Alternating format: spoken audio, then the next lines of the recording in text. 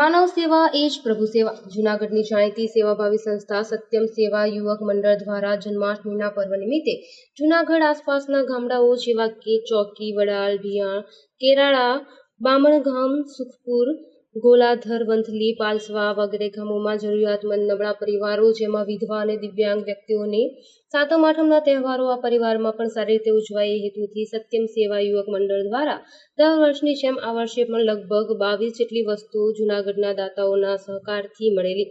આ વસ્તુની રાશન તેમજ મીઠાઈ અને ફરસાણની કીટ બનાવી, જેમાં તેલની બોટલ, બટેકા, લોટ, ખીચડી, ખાંડ, ચાની ભૂકી, ગોળ, મોહનથાળ, સોનપાપડી, વેફર, ફરાળી ચેવડો, ગાંઠિયા, ચવાણું, કુરકુરે, આમ કુલ 22 વસ્તુઓ એકઠી કરવામાં આવે, જે દાતાઓએ આપેલી અને જરૂરિયાતમંદ આર્થિક રીતે નબળા પરિવારો લગભગ 1000 પરિવારોને આ વિતરણ કરવામાં આવેલ હતું.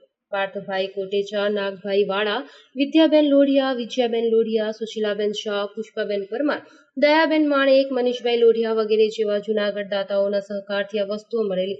આ કાર્યક્રમને સફળ બનાવવા માટે સંસ્થાના પ્રમુખ શ્રી મનસુખભાઈ વાજા તેમજ ટ્રસ્ટી શાંતાબેન બેસ, કમલેશભાઈ પંડ્યા, અલ્પેશભાઈ પરમાર, કેતનભાઈ નાઢા, દીપલભાઈ રૂપારેલિયા, કે.એસ. પરમાર, પ્રવીણભાઈ જોશી, સરોજબેન જોશી, ચંપકભાઈ જેઠવા, મનોજભાઈ સાવલિયા, કમલેશભાઈ ટાંક, સાબીરાબેન વગેરે સેવાભાવીઓએ અવિરત પોતાનો કિંમતી સમય આપી અને આ માનવતાનું યથાયોગ્ય કાર્ય સંપન્ન કર્યું હતું.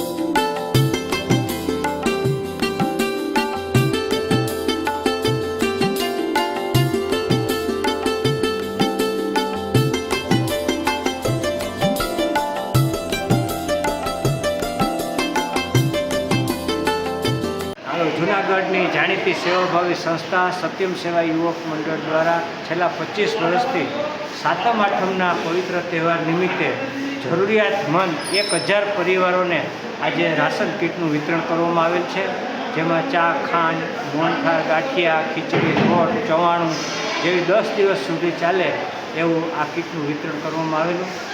વડાલ, ચોકી, ભિયાળ, કાથરોટા જેવા 15 ગામોમાં વિતરણ કર્યું અને આજે સત્યમ સેવા યુવક મંડળના હોલમાં 300 પરિવારોને આજે આ રાશન કીટનું વિતરણ કર્યું. આ ઉપરાંત વંથલી, પ્લાસવાની અંદર પણ જરૂરિયાતમંદ લોકોને આ કીટ વિતરણ કરવામાં આવેલ છે. Bureau report Rameshbhai Rathod, Junagadh.